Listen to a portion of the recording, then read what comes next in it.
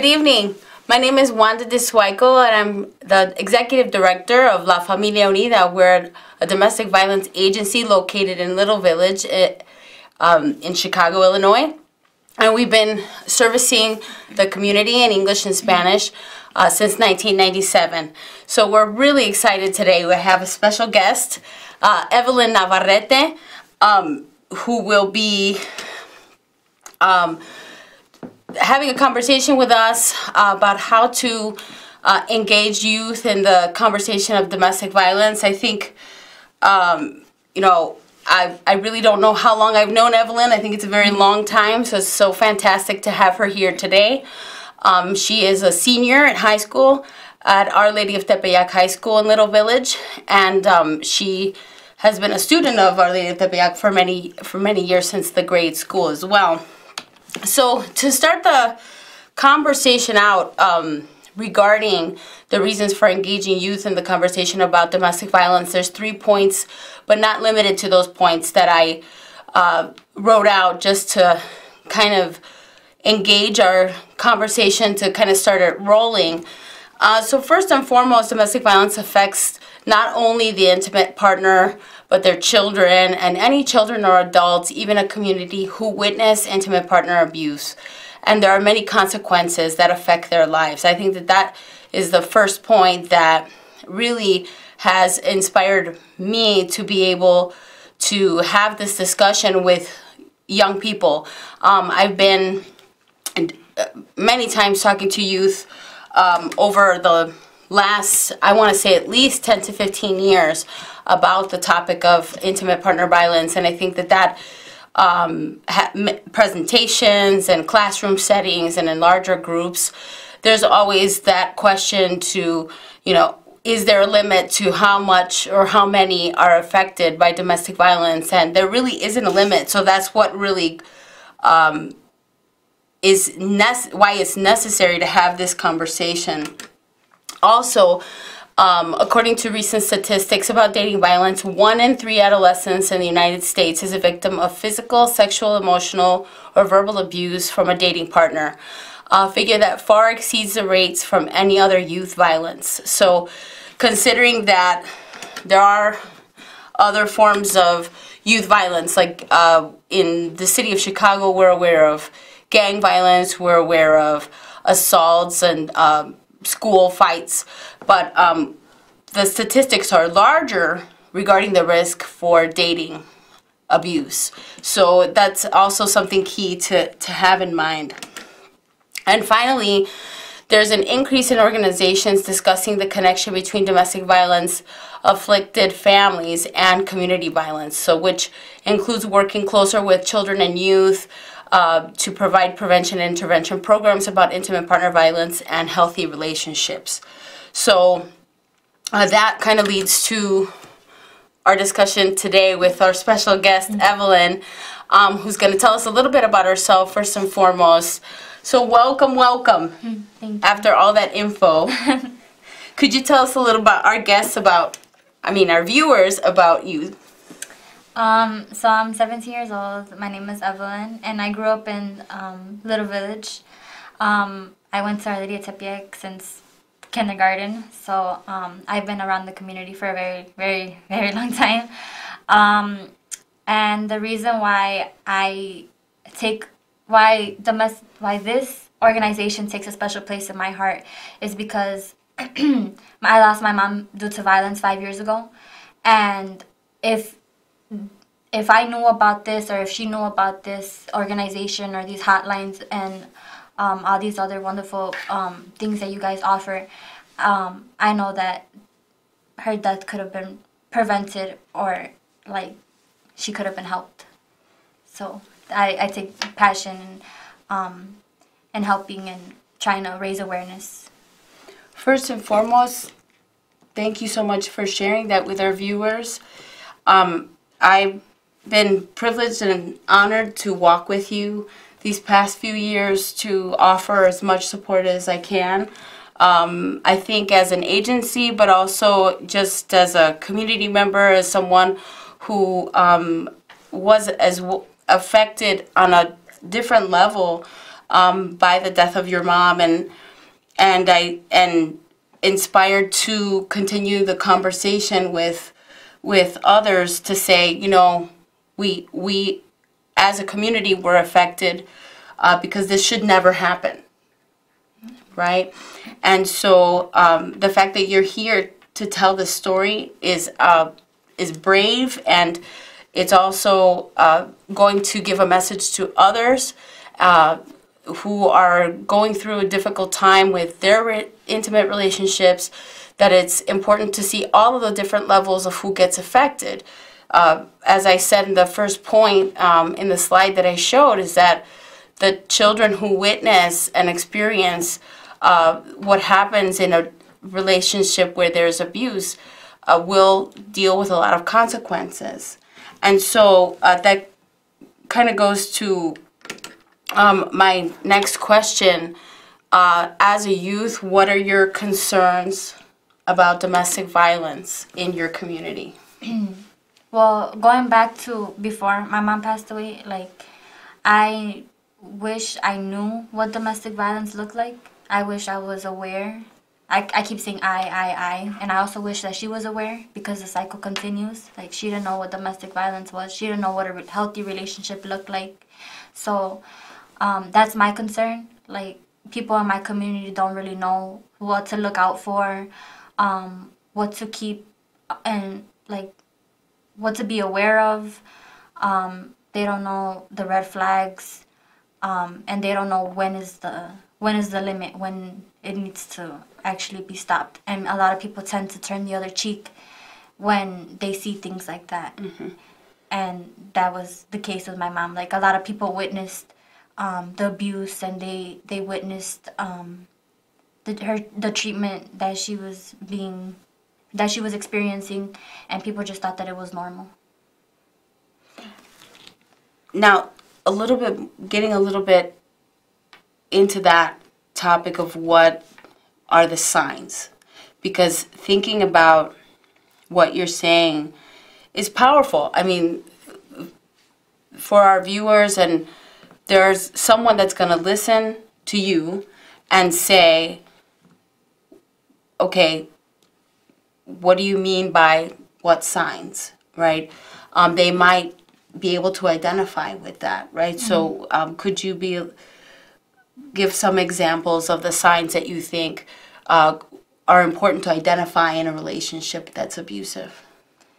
I would say the first one is if the person that you think you're being abused by gives you limits of who you can talk to. Like, for example, with my mom, when I would call her, her boyfriend would answer, and it's like, I don't want to talk to you, I want to talk to my mother. She would go long periods of time without being seen by anybody, and that was concerning. He would want her passwords to her social media, always check her phone, and then there would come like the intimidation, like when she would go out or like get dressed up. He would tell her like she didn't look right, and I would think that she looked beautiful. That's my mom. Like, what's wrong with what she's wearing? And he would tell her that she didn't look right, she looked ugly, or she needed to change, or stuff like that. And also, I think one thing that people need to look out for is if they're thinking too much about how to make the other person happy instead of making themselves happy. So they would think about, like, if they're making a decision, how would it affect the other person, instead of thinking about themselves first. So, in previous shows that we've talked about regarding domestic violence, Evelyn just explained several forms of abuse that are red flags. Verbal abuse, which is insulting or saying negative things to your partner, as she describes, and telling the partner what they can wear and who they can talk to. So it's also isolation, which is another form of abuse. There's and not allowing her to talk to her daughter, to Evelyn, and also a very important point that you are describing is feeling that she had to please her partner and think twice before she made decisions. And so that's very key because she felt intimidated that he would get angry, right? And so it's important to have, I believe, we have a caller, and so it's important to attend to the caller, but I think it's important to have those signs in mind. So we're going to take the caller. Hello, caller. Good evening. This is Paula. How you doing this evening? Good evening, Paula. We're good. How are you? I'm okay, and it's nice to see you on TV. You're hitting on a pretty heavy-duty topic here. Yes. Physical abuse within a relationship. I got news for you. The first time when you meet somebody, you really don't know them, and sometimes you fall in love real quick, and then all of a sudden you guys are living together, and all of a sudden he turns out to be an abuser, or he's giving you the self-unconscious, making you feel self-conscious about yourself, and then they start swinging on you. Well, if you didn't know that person from the beginning, and now you're with that person, you pack your little bag, you get out of there, and you go home. You call a friend. It never changes. Once somebody puts their hand, I'm married 30 years, by the way. Okay. Yeah, 30 years. I hear you, Paula. So do you have a question for me or for my guest, Evelyn? Yes, I do. For red flags, there's a lot of red flags. Yes. First of all, there's all kinds of telephones you can look at these days with modern technologies. But red flags is when they're real sweet to you and they do something bad to you and then they're sweet to you again. That means it's no good relationship. You're a young girl. You go find yourself a nice boy. If you have any troubles and you got a big brother, you can go talk to them. But as far as abuse, love doesn't hurt. Love Thank you, feels Paula. good. Okay? Thank you, Paula. God Thank you very bless much. you. Thank you. Good night, sweetheart. You have a good evening. Thank you for calling. Too, sweetheart. So, in our interaction with our caller, I mean, I hear definitely the passion to want to give you advice, right? And to give advice to young people. In some cases, there are situations in which the person who is being victimized cannot easily just pick up and leave. And so, you know, to Paula's point, to the caller's point, is very understanding that she would say, you know, no one should put their hands on you. Absolutely true. And also if there are resources, and there are resources, but sometimes we're not aware of those resources and locations that you can go for help. La Familia Unida is one of them, but there's other agencies that do provide domestic violence counseling and resources. But sometimes when we're not aware of those resources or who we can go to, even if we can't go to a friend or we don't know what family member to reach out to, sometimes that isolates us a little bit more. So I appreciate the caller's advice, but I think sometimes it's difficult to find that easy way out if the situation sometimes can be a little bit more complicated.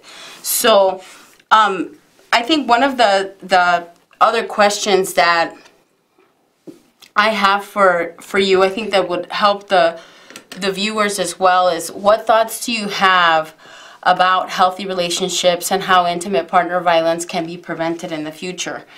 And now, if you think about it, nobody's asking for you to come up with solutions, and I don't want you to come up with solutions.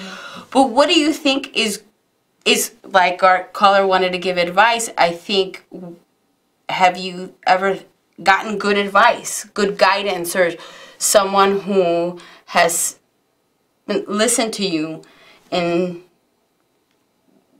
to be able to verbalize and deal with your own healing and questions that you may have for a relationship in the future? That's a hard question. I'm sorry, can you clarify the question? Sure. So my question is, have you gotten good advice on a relationship? Okay. Yeah.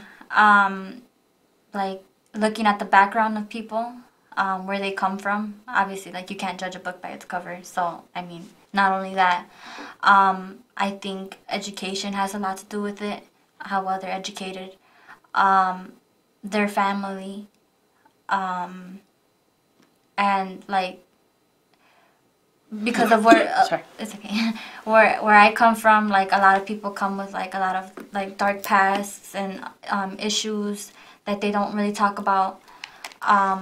So I feel like a good relationship has to do with, like, the partner understanding and knowing where you come from and being comforting and helping pull through certain situations that someone hasn't really talked about or really resolved.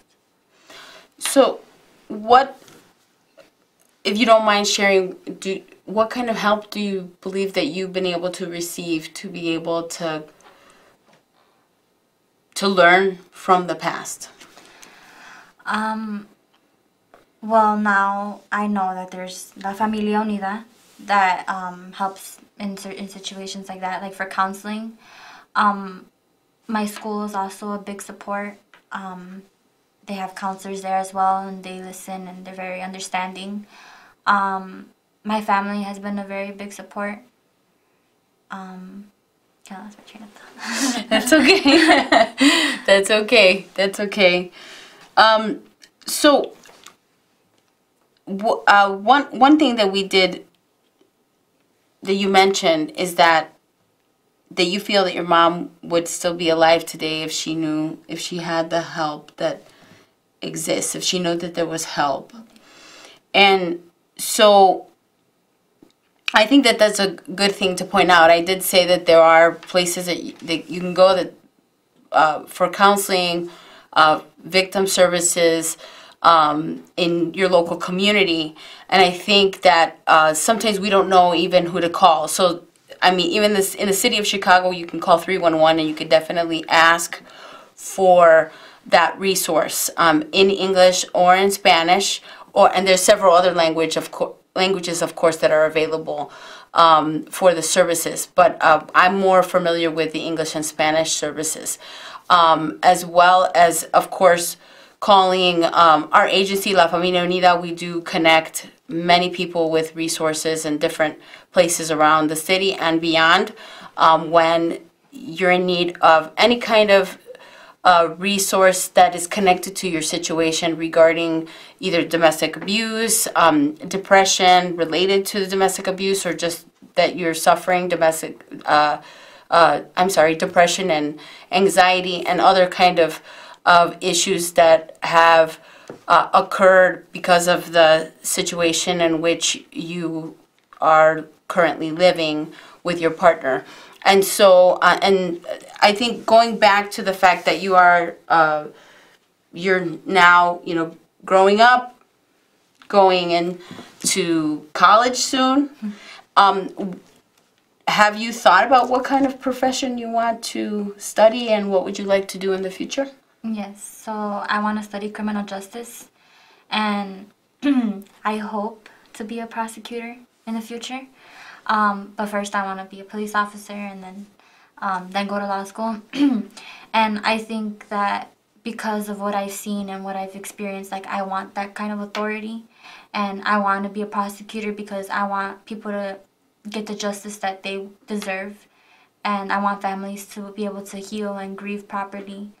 And I just feel like what you experience, and because of my experiences, it's just I'm more passionate about giving back and giving people the closure that they need. Your answers not only move me, I believe they also have to be, moving our audience, because your wisdom comes from a deep place. You've been through a very difficult, traumatic experience of losing your mom, and at the same time the process of healing, which is never a time frame. There's never a time frame for healing, for grieving, for comfort, or for closure. And those points that Evelyn is is discussing is her own experience and her own process, and to also identify with other youth, other children who have gone through very difficult situations as well, and the loss, and could be a loss due to separation as well. But the loss due to death is a process that, you know, there might be a viewer out there that has gone through the same thing and is listening to you and saying, I'm not alone. Mm-hmm. And how do you feel sometimes regarding, you know, what to do when you do feel, maybe I do feel alone sometimes, you know, what do you choose to do when that happens? It's very rare when I pray. That's when, like, I'm really, like, I need help. I like to write. Like, it's a very therapeutic thing for me.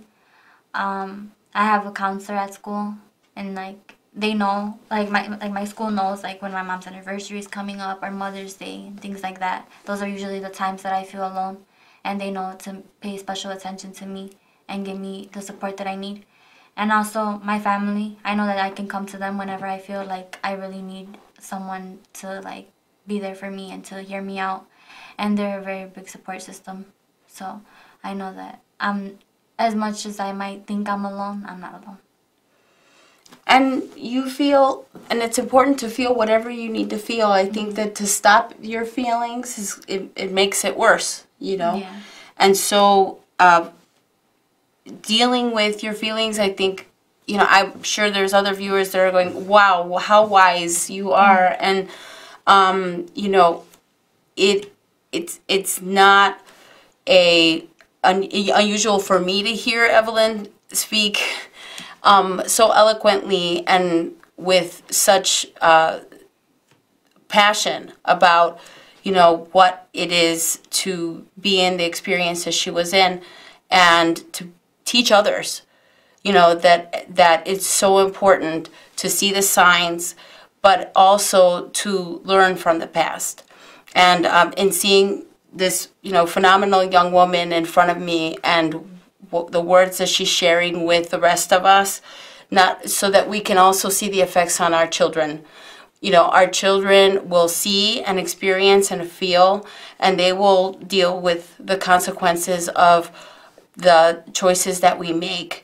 And it's so important that we see that we do have choices in our life, and that it's very important for us to love ourselves and appreciate who we are. I believe we had this conversation earlier today, where Evelyn was telling me that it's important to know yourself and learn. Well, if you want to say a little bit more about that before we wrap up. Yeah. I just think that it's important that we make ourselves happy before we make anybody else happy, because when we're happy with ourselves, we know our worth.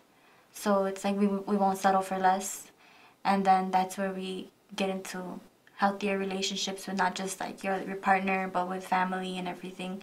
And then we can probably, like, cut down, like, the predisposition that you can have to abuse. Like, you can prevent it maybe a little more if you make yourself happy first, and you know what you're worth. Absolutely. You leave me speechless, but for wonderful reasons, because of your love for people, for being able to share your message. It impacts us all. It touches me, and it's now going to touch more people. And your words are gonna ring true. And you know, you have our support from La Familia Unida for as long as you need it. And we also encourage anyone who is in need of support and help and services. Just remember, there are people out there like La Familia Unida or others who will be there for you. Have a wonderful evening, and we'll see you next month.